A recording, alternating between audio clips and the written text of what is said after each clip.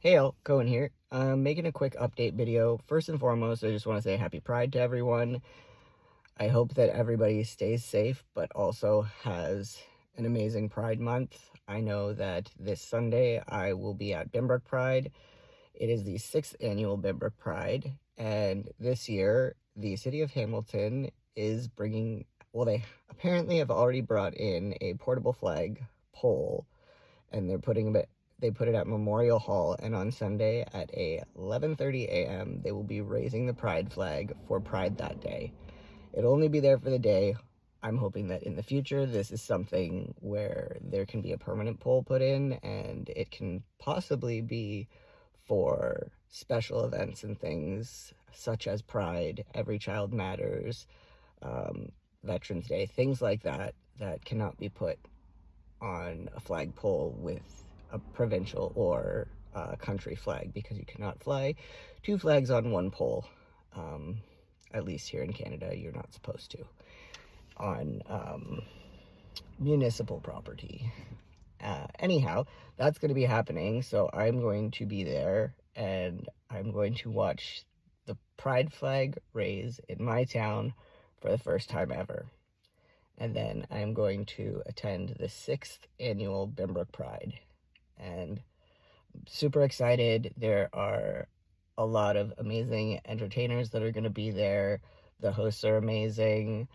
The committee has done an awesome job throughout this year, doing their best to bring this all together and make sure that it's, the best that it has been yet. And I'm really excited for it. And I don't know, I just can't wait. I'll do a video, I'm sure, about it afterwards. I'm just really excited that this is happening. Anyhow, moving on. As most of you know, I think I left off with trying to connect with my doctor, to get my doctor to connect with OHIP so that OHIP can figure its stuff out. I spoke to the PA that I am assigned to. The only reason that I was not hearing back was because he had nothing to tell me. In my defense, I think that I could have at least gotten a, hey, I haven't heard anything yet, but they were consistently trying to contact OHIP, which is my provincial funding. I have approval. The problem is that with my funding, the entire amount is sent to the surgical clinic that I am going through surgery with, which is a line, and I'm going through with Dr. Safer. Now, there's a microsurgeon that I have consulted with, and Dr. Safer and Dr. Chang were my original microsurgeons from surgeons from stage 1. Dr. Chang is the microsurgeon, and the issue there is that Dr. Chang's office, because he works at Kind and Chang and not at a line, they work together, but they don't work within the same office. So there's no information about how Dr. Chang is to be paid, or how, let's say, because the anesthesiologist needs to be paid as well. In past, I've had the anesthesiologist, like the hospitals, contact me to tell me, oh, the anesthesiologist needs to be paid. And I'm like, it was fully covered. All the funds went to Crane Center because that's where I was going at the time. And as soon as I said that and they contacted Crane Center, things got it sorted out and they were paid all good. Now, in this instance, in order for me to book my surgery, they need this information. And they've spent well over a month trying to contact OHIP. I've tried to contact OHIP in past as well, and just like them, I have heard nothing back. My GP is the only one who has been able to, get direct contact with OHIP, as far as she can contact the person who directly works with the funding and the billing and would be the person that would be dealing with exactly this problem. And it has taken me a couple months to convince my doctor in my doctor's office to do this. I think I got a phone call, I want to say Friday. Let's just say Friday.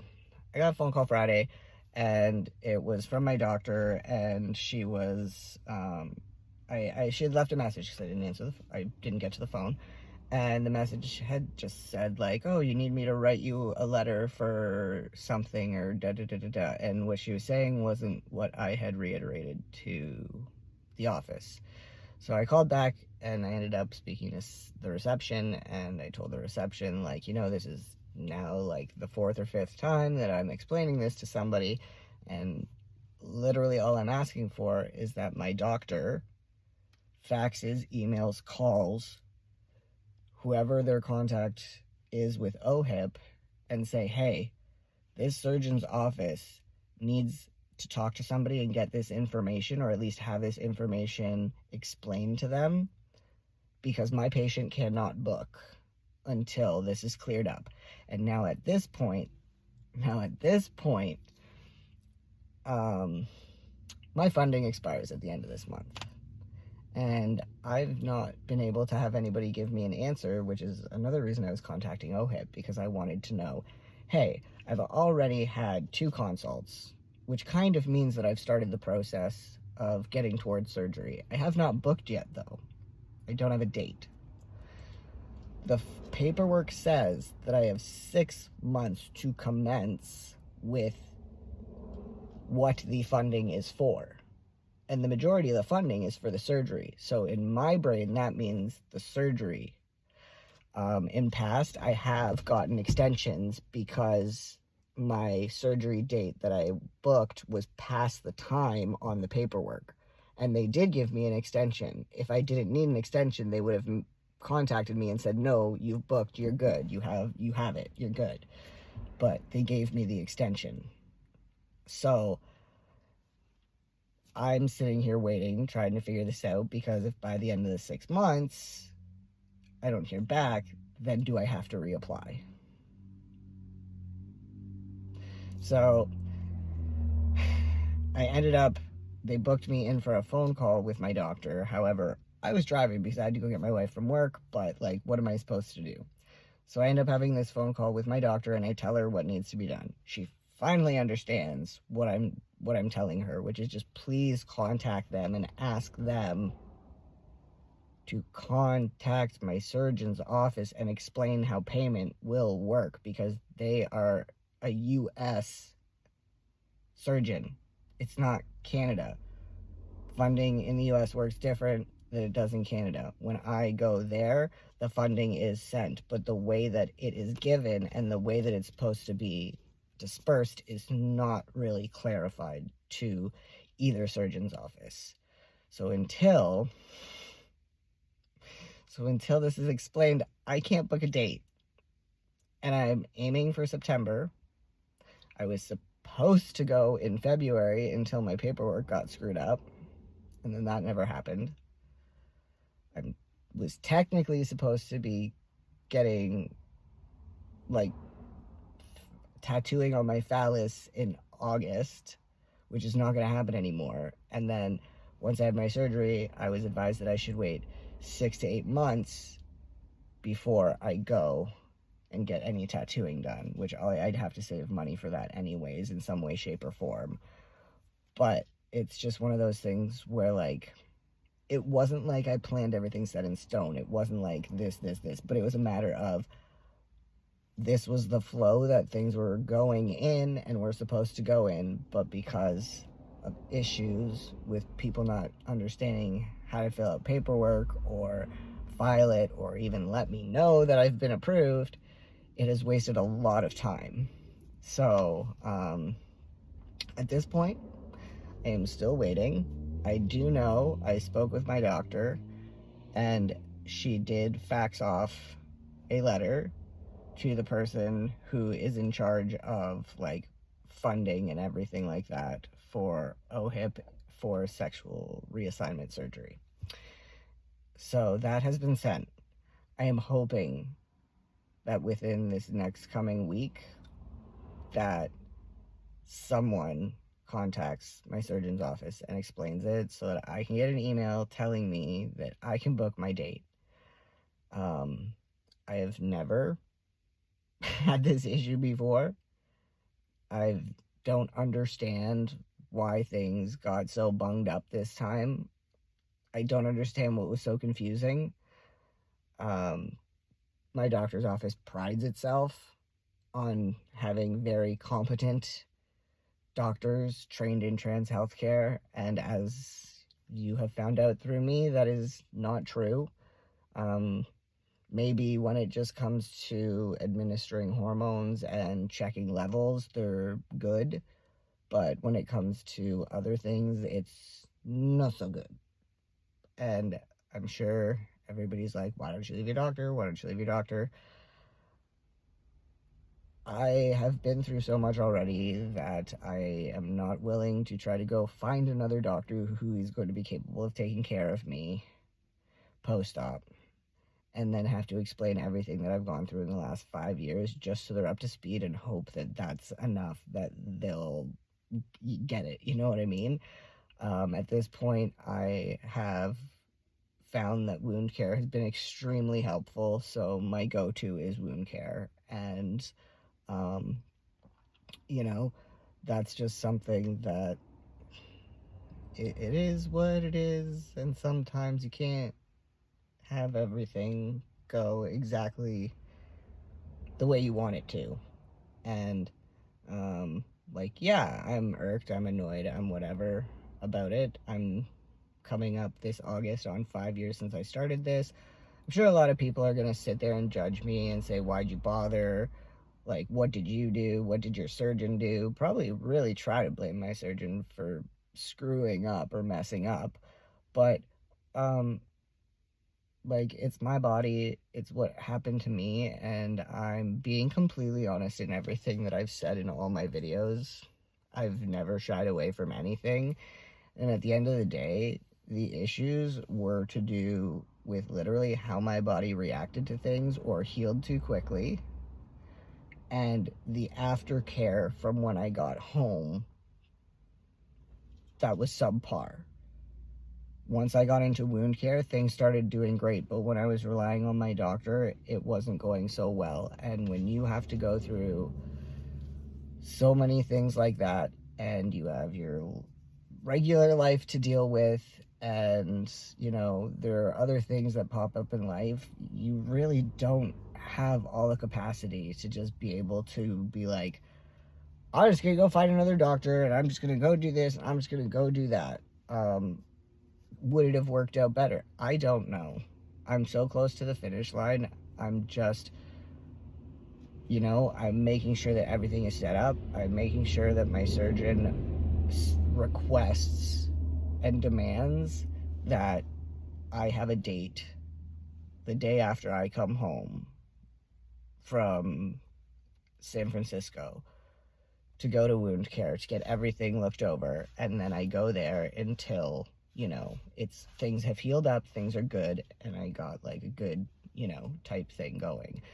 And at the end of the day, every time that I've had an issue, the moment that I get seen by wound care, the moment that I get care outside of my doctor's office, it's fine. It's great. So I'm not going to sit here and push myself further, and I'm also not going to sit here and act like at least I don't, like, I have access to be able to go somewhere else via my doctor. So at least I have that. You know what I mean? But that's where everything with that is right now. So I guess it's in the same place that it was before. It's just filed under a different category. Probably where they left the note to remind me that I got my funding. But, yeah, it's, like, it's gonna happen. I know that it's not like I'm not gonna have surgery. And would I have liked to be finished sooner? 100%. 100%. But we all go through a lot in life, and I feel like the last couple years, everybody's been dealing with a lot. So I just think about, if I would have forced myself or pushed myself and I wasn't in a good space, you know what? Maybe things wouldn't have went great. Maybe they would have, maybe they wouldn't have. But at this point in time, it's a matter of, it is going to happen. I know it is. It's just a matter of getting things lined up accordingly. But I'm close to the finish line. I'm going to get there. And you know what? I can't wait for that day. But I'm not going to rush it either, because I don't want to screw myself over. And if I rush myself and everything else, I just screw myself over. So I want to make sure that I'm in a good headspace. I want to make sure that I have time to prepare. And I want to make sure that things are lined up when I come home. And just make sure that I have the most stress-free environment that I can come home and recover in. It's not an easy thing to do. It's very challenging with the mental health issues that I have. Being away from home is extremely, extremely challenging. I don't do well. But having my caregiver with me, who is usually my dad, is very much, it keeps me sane. It keeps me okay. It keeps me grounded. So, even though I have to wait, I know that by the end of it, you know what? It'll be done and over with, and I'll be able to say I'm complete. I'm complete, and I'm happy, and I'm good. Because at the end of the day, if I sat around and thought of every single little thing that bothered me, I would never have any peace. And my brain isn't the kind of brain that shuts off, so I don't normally get much peace. But one thing I did find was going through looking into phallus tattooing, medical tattooing. I was looking for references. And when you're looking for references, obviously you're looking for something comparable to a cis male penis. I was told I could look straight, like just the cis male penis, and Google's gonna give me what they're gonna give me, unfortunately, and also I was also told that you could look at packers that are very realistic looking, and that could be something that you go off of.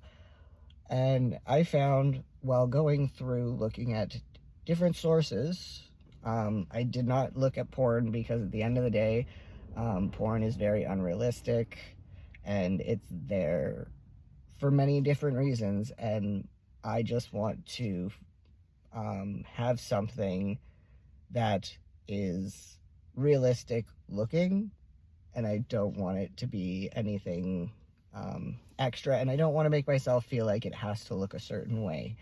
So while browsing, it was very evident, and like, we should all know this, it's in the back of our minds, but we forget about it because we're going through surgery, and we have this idea in our minds of everything has to be perfect. It has to look perfect. It has to be perfect. Everything has to be symmetrical. It has to be completely straight. It cannot curve. It cannot do anything. Otherwise, it's not a penis. Looking up references for a tattoo art, a professional medical tattoo artist, to base what I want my phallus to look like. I wouldn't say do this one exactly. I would probably have a couple and say, like, these are what I'm aiming for. Give me what mine would be. You know what I mean? And I will tell you right now, out of seeing many pictures, none of them looked alike. There were so many different kinds, so many different looks, so many different balls, so many, like, scrotums in there, like, honestly, it relieved me from feeling like my penis needed to look exactly what society would think a male penis would look like. A perfect male penis. Nobody has a perfect penis. People have preferences and enjoy certain things, so you can say, yes, that is a perfect penis. And you know what? Hopefully, and I think once I'm done, I'm gonna be like, you know what? That's my perfect penis, because it's mine. But, it really helped me going through all of this and not knowing in person what a penis looks like, because I was a lesbian before. I had never done anything besides like make out with a guy. So at the end of the day, my knowledge is nothing. And doing that, the relief that I got over my own body was just like crazy. I felt really awkward looking at these pictures, but then as I was looking at these pictures, I was feeling relief and feeling better about myself. Not that I was seeing like weird or ugly, like there are some very different looking penises and scrotums and such out there. However, it made me feel more normal. I hate that word. Oh, I hate that I just said that on film and I don't edit. But like, you know what I mean? Like, it made me feel like mine was no different. That it wasn't something that I got surgically put on from my leg. It made me feel like just because one ball sits lower than the other, or because I had to have a testicular implant removed on one side, well, you know, the skin tightened up, so there is a smaller implant on the one side than there is on the other. And, you know, that was something that was bothering me. But now, like, I honestly barely ever think of it, or really, I don't care about it. It's not a bother to me. Like, I don't know, like, post-op stage 1, my D was perfectly straight. I was like, hallelujah, like, I love it, I love it. I was in love. You know what? Now it curves a little bit. Not a lot, but there is a curve, and I noticed the difference because it's mine. And at the end of the day, sorry, I don't care. It doesn't matter. It's not a massive curve. It's not anything that somebody would like point out or notice, and like, you know, it's just not, it's not an issue. And being in these, I've gotten back on Facebook a bit. I mainly just use it to keep in touch with family and really, really close friends, but I'm also on a couple of phalloplasty pages. And that's something that I do notice with a good amount of us, is that we really, really think a lot about how does it look? Does it look right? Is it supposed to? Should it, like, should I be mad about this looking? And not saying go look at a bunch of dicks or anything, but you know, I think I've said it. I think I've talked about this in another video, like probably a few back. But you know, if you ever start feeling really crappy about yourself, and I'm not saying, like, I have friends who have had to start over. They had stage 1, they had complications, and they had to have a bunch of surgeries, and then it was just a matter of they had to completely start over. I am not talking about those people in any way, shape, or form. I would never suggest, if you have had something massive happen that is a very large issue for you, I'm not telling you, like, go look at pictures and you'll feel better. I'm not even telling that to everybody. I'm just saying, if you do feel like it's a big tell, you're scared to go to the urinal because what if somebody sees, or, you know, just any of those types of things, that are, if you're feeling uncomfortable about it, or if you're feeling worried or wondering if that's okay, maybe go take a look. Like, you know, I did it because I'm getting tattooing. I wouldn't have thought to do it if I wasn't getting tattooing done. But now it's one of those where it's like, huh. You know, a lot of us don't know what one really looks like. We've seen them on a movie. If you watch porn, you've seen them in porn. But like, when you are getting something that you've never had, and you don't know what it should look like, or you have an expectation, it's very, like, it very much so becomes a very large mental thing for you to come to terms with. And, you know, good or bad, like, it could be amazing, and it's like just so amazing that you can't believe it, and it's hard for you to come to terms with the fact that you're at this point, that you're there, that you've got it, that all, like, you know, I want others to know that we don't have to be perfect, and at the end of the day, nobody is. If you have had something very distressing happen to you, I do 100%, like, I empathize with you. I man, like, I don't honestly have words even for the people that I know personally that I talk to. I like, all I want to do is rage for them, because that's a different situation all in itself, you know what I mean? But, I hope everybody takes the time to um, think outside of what the idea of perfection is. And, you know, some people probably thinking like, oh my God, he's probably got the ugliest D ever, blah, blah, blah. I don't. I would, you would love it. You would love it if I did. You would love, some of you would love it because you're watching just because you don't like, which is weird anyways. But you would love it if I had something mangled, or if I was like botched or sad about what it is. But I'm not, so I'm sorry to disappoint you. Anyhow, I am going to end the video there because it's long enough. I didn't plan on it going this long, but then I got on the topics that I did, and here we are. So anyhow, I will talk to you all later. I'll make another update video hopefully soon, and I wish everybody a safe and happy Pride Month. See y'all later. Peace.